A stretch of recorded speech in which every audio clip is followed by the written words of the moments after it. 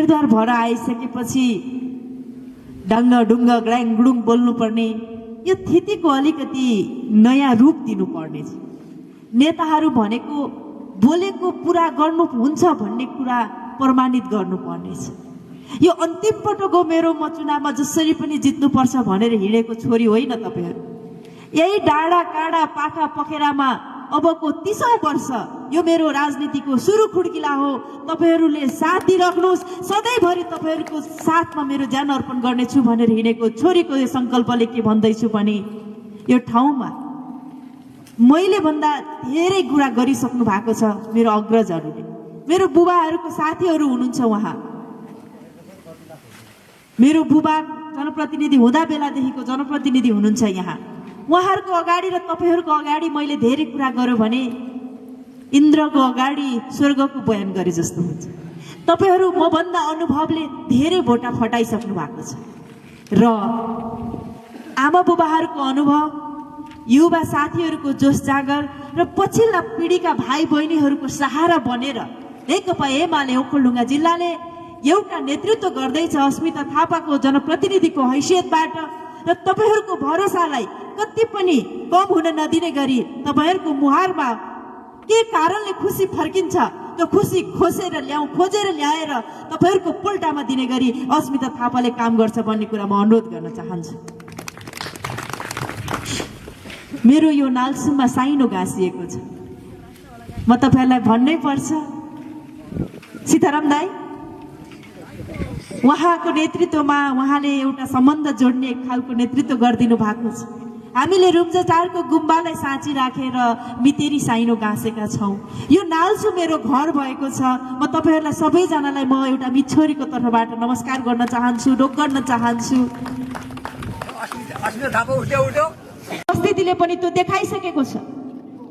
यहाँ रोड खनिएको छ, यहाँ बत्ती बलेको छ, पानीको एक घर एक धारा अभियान सुरु भएको छ। यसलाई पूर्णता दिन खनेका साँगुरा बाटालाई फराकिला बनाउनु पर्ने होला। हाम्रा थुप्रै यहाँ सांस्कृतिक धार्मिक जातीय सङ्घ संस्थाहरूलाई, युवा क्लबहरूलाई र यहाँ खेलकुद मैदान जस्तै देखेँ मैले। यहाँ धेरै कुराहरू बनाउनु पर्ने छ। यहाँ अगाडि यो बाँसको बार लगाएको छ, यहाँ तार बार गर्नुपर्ने छ। यो यहाँ थुप्रै कुराहरू गर्नुपर्ने छ।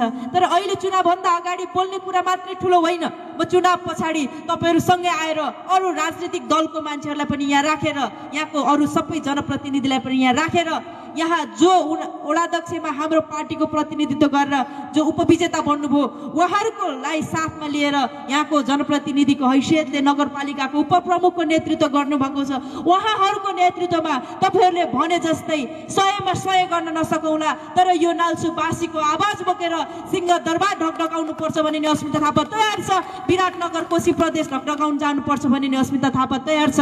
त्यही भएर यो नक्कली कुरा गर्दै कोही आउनु भयो भने पनि नपत्याइदिनु होला। एमालेको उम्मेदवार यही छ। तपाईहरुले भोट हालेको सूर्य चिन्हको उम्मेदवार यही उपस्थित भएको छ। अलिअलि हावा हुरी ढङ्गले अनेक साथीहरू आउन सक्नुहुन्छ। तपाईहरु जान्ने हुनुहुन्छ, तपाईहरु बुझ्ने हुनुहुन्छ। नालसुबासीलाई झुक्क्याउन कोही आउँछ भने नालसुबासीलाई हेपेको हुन्छ। तपाईहरुले त्यो हेपेको कुरा सूर्यमा मतदान गरेर प्रतिकार गरिदिनु हुनेछ भन्ने पनि मेरो विश्वास छ। आज मेरो श्रद्धेय नेता अभिभावकलाई जुन अघि मैले उहाँले बोल्दै गर्दा सुने, आजको जमानामा कोही कसैलाई रोकेर रोकिने यो कुनै जमाना हो र? यो कुनै दिमाग हो र? मलाई त्यस्तो लाग्दैन। आजको हरेक मान्छे मोबाइल चलाउन 2-3 वर्षपछि जान्दछ। नेकपा एमालेको आफ्नै उम्मेदवार छ। नेकपा एमालेका नेताहरूलाई घर घर गरेर रोक्नु पर्दैन। उहाँहरूले तपाईहरुको घेरा तोड्नु हुनेछ। तपाईहरुलाई नेकपा एमाले बन्दाखेरि जुन खालको मान मर्यादा गरिएको थियो, जब घर छोडेर जानलाई तपाईहरुलाई कुनै जनता के भन्छन् भन्ने सम्झना भएन। तर जब घर छोडेर गइसकेपछि आज तिनै नेकपा एमाले रूपी घरका नागरिकको सम्झना आयो। त्यतिखेर जानु अगाडि नसोधेको मान्छेहरूले अब गइसके पछाडि जानुको कुनै अर्थ छैन। त्यही भएर उहाँ बुवालाई पनि म अनुरोध गर्न चाहन्छु, तपाईको साथमा नेकपा एमाले छ, तपाईको साथमा नेकपा एमालेको विचार सिद्धान्त छ। यत्रो गाउँवासी पंक्ति छ, त्यो घेरालाई तोडेर तपाईहरु यो अभियानमा हिँडिदिनु हुनेछ भन्ने अस्मिता थापाको विश्वास छ। नेकपा एमाले केन्द्रीय कमिटीको विश्वास छ। म त्यो कुरा अनुरोध गर्न चाहन्छु। सँगै हिँड्ने साथीहरूले नि भन्नुहुन्छ, मेरो सबै धेरै समकक्षहरू पनि हुनुहुन्छ। उहाँहरूलाई के बाध्यता परेको छ, उहाँहरूलाई के कुराको ठेक्का परेको छ।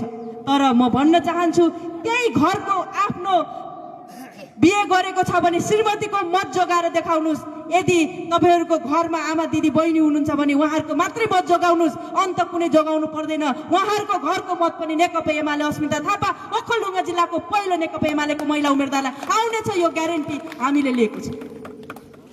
यसर्थ म तपाईँहरूलाई भन्न चाहन्छु, आमा समूह, युवा समूह, तपाईँहरूसँग म छुट्टै आएर गफ गर्नु छ। किनभने मैले आमा दिदी बहिनीहरूको दुःख सङ्गोलमा सेयर गर्न मन छैन मलाई। छुट्टै एउटा हाम्रो समूह बनाएर त्यहाँ के गर्नुपर्नेछ, कस्तो गर्नुपर्नेछ, आफ्नो रोग लुकाएर बोल्न पनि नसक्ने आमा दिदी बहिनीहरूलाई घर बाहिर निकालेर आफ्नो हकितको लागि बोल्न सक्ने बनाउनु छ। आफ्ना आमा दिदी बहिनीहरू आफ्नो छोरीलाई घर बाहिर निस्किन दिनलाई डराउनु पर्ने आमाहरूको लागि अस्मिता थापा जस्तै छोरी बन्नुपर्छ भनेर उहाँहरूलाई आँट भर्नुपर्नेछ। आज पनि कति दिदी बहिनीहरू पढ्न लेख्न नपाएर एउटा जागिरको सिलसिलामा कम्प्युटर सिक्न नजानेर, एउटा अङ्ग्रेजी पढ्न नजानेर, थुप्रै पढाइ लेखाइ डिग्री हासिल गरेर पनि घरमा बस्नु परेछ। हो, ती दिदीबहिनी दाजुभाइहरूको लागि यही ठाउँमा रोजगारी कसरी हुन्छ भनेर सिर्जनाको लागि युवाहरू लड्नु पर्नेछ। देशको नेतृत्व अस्मिता थापा नेकपा एमाले गर्छ र तपाईँहरूले मलाई साथ दिनुहुनेछ भन्ने म विश्वास व्यक्त गर्न चाहन्छु।